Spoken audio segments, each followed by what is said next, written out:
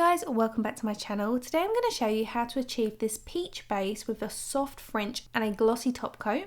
This would be so perfect for bridal looks, or if you like French but you don't like a pink base. The beginning shot is of my nails in natural daylight indoors, then outdoors, and now in studio lighting. It looks a bit peachier in the studio lighting because we're against a white backdrop, so that's why I wanted to show you in some natural daylight as well. I've removed my old gel and we're going in with fully prepped nails. And the colour I'm going to be using today is by TheGelBottle. This is the peachiest beautiful base. It's the all-in-one in the shade NU01, which is like Nude 01. This is also known as Biab, or B-I-A-B as I prefer to call it. This does not require a base coat of any kind. You can go straight in with this, and because it isn't all-in-one, you actually also don't require a top coat.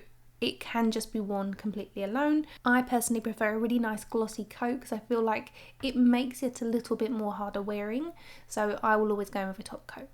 You can see I like to decant the gel and I prefer to use a brush to apply it. I will link these products as best I can in the description. I'll also do my best to find some alternatives where possible.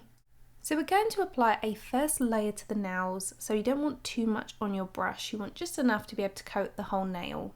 You may have also heard of this being referred to as the scrub layer. I like to start towards the back but not close to the cuticle. That way we're not going to apply too much product to this area to begin with. So lay your brush down in the centre first, coating the entire nail plate, and then only use what's left on your bristles to take that close to the cuticle area, and then that way you're not going to flood this area with product. You can see we've got the lightest amount, and then what I am doing is as I coat around the free edge of the nail, which is the very end, you'll see that my bristles coat over the edge, which kind of like caps it slightly. This nice thin layer is now going to be cured for 60 seconds.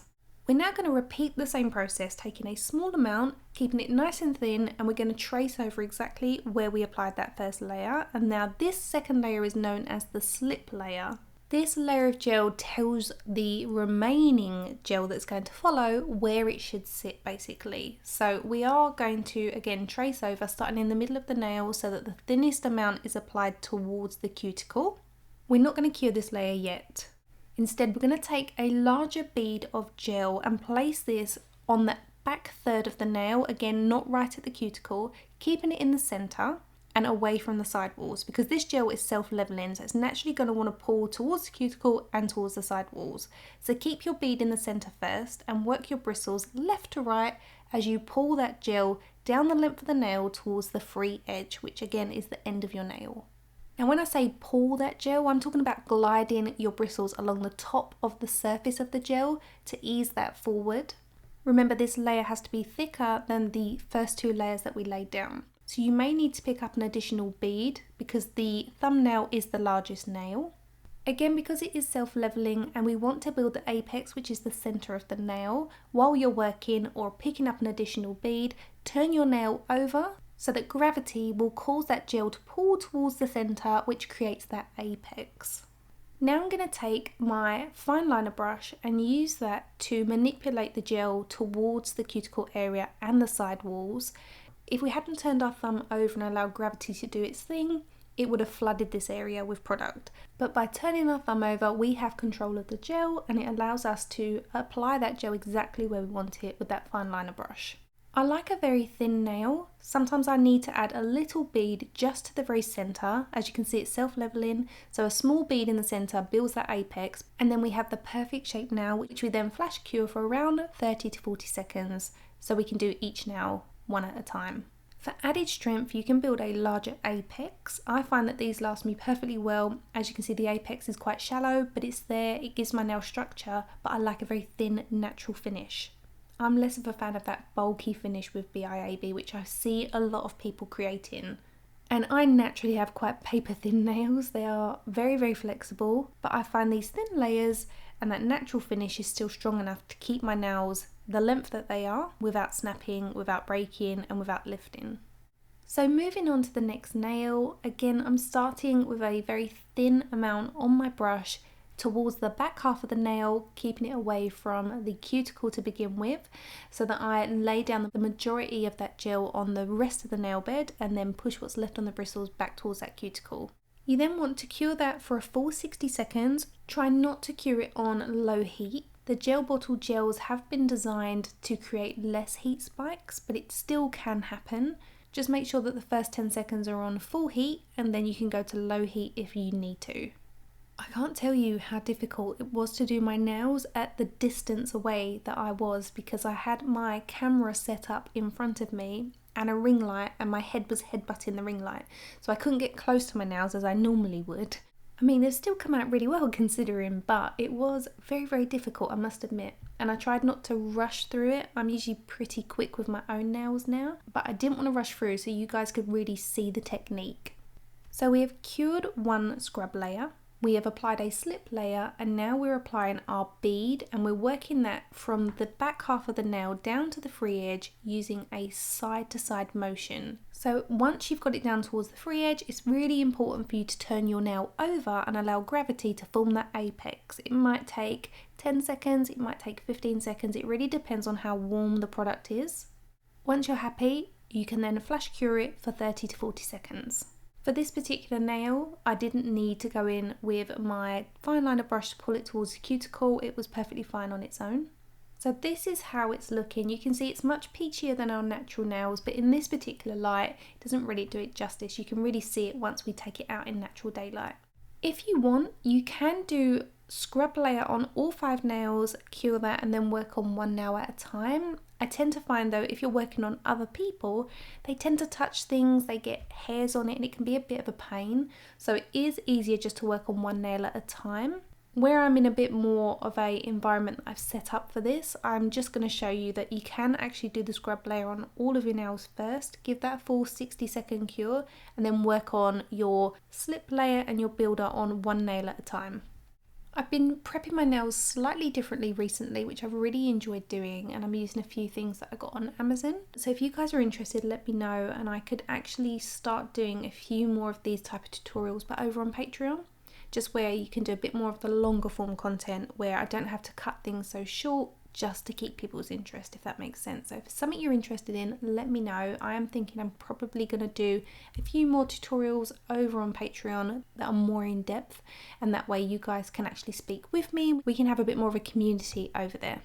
So once again, we've done our scrub layer, which we cured for 60 seconds. We've done a slip layer, which we do not cure. Then we take our bead and we build up the center of the nail, allowing gravity to form an apex by turning your nail over. And then you can use a fine liner brush to gently maneuver that gel back towards the cuticle and the side walls. Here's a look at my nails from the side, so you can see that shallow apex. It's there. Again, it gives the nail structure, but they are super thin, hard wearing, but very natural looking.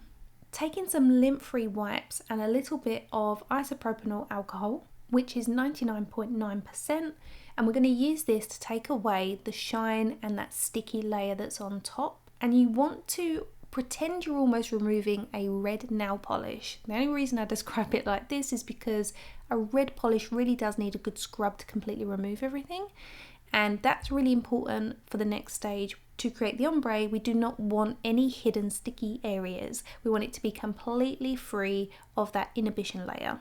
And it's also important to use lint-free wipes, because if we've got any lint on our nails, it's definitely going to spoil the finish of the ombre that we're going to be creating. For the white, I'm taking this Evo 2 Biosculpture gel in the shade white, but you can use different colours if you prefer. And I'm going to take this little buffer sponge. You can use the pointy one or a flat one. They come as a set and you get one of each, but it makes no difference. You can use either one. And this paint will last you ages. You need the tiniest amount. Even this is more than we're going to need.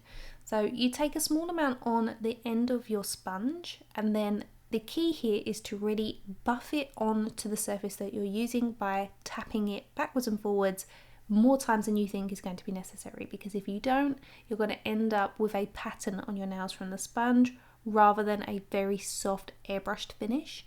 So keep patting away. You can always build this paint up, but don't go in with it being too strong to begin with.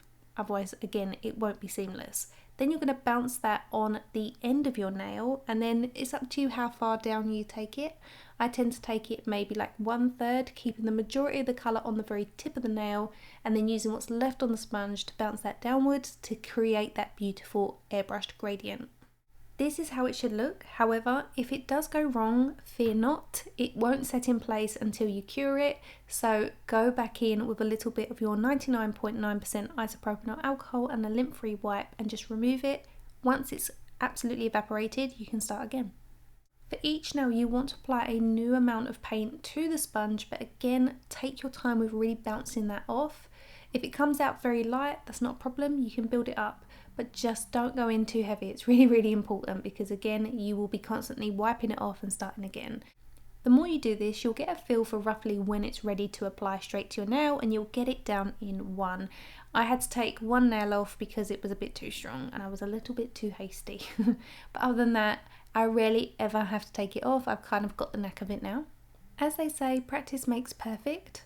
And as I mentioned earlier, these paints come in a variety of colours, so if you fancy getting a little bit creative and using a different colour or just creating like a sunset ombre, then you can try different shades. But this is how it looks when it's finished. They even look lovely in this kind of almost matte finish, but you want to give this a good cure. I do this for 60 seconds, but you do want to make sure you've cured your nails for a full 2 minutes before we go in with our top coat. So whether you do that before you do your ombre or after, that's up to you. I'm using the NeoNails Top Shine Bright UV Top Coat. I love how super glossy this is. I also like the TheGelBottle Extreme Shine Top Coat, but that one I think is a little bit more flexible. This one's a little bit harder wearing.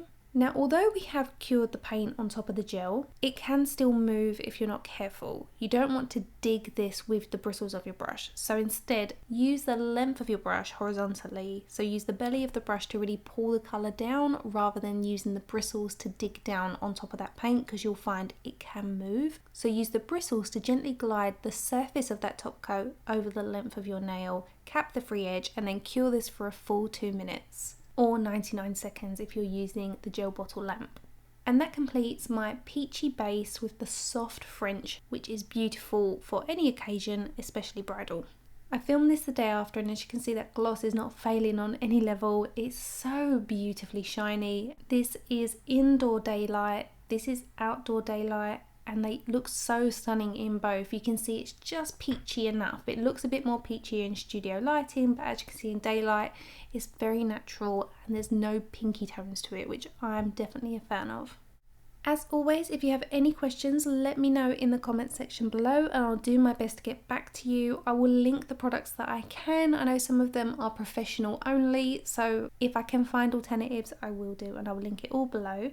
Again, let me know if Patreon is something that you are interested in. Thank you so much for watching. Don't forget to follow me outside of YouTube over on Instagram at ShowMeMakeup, and I will see you in my next video. Bye guys.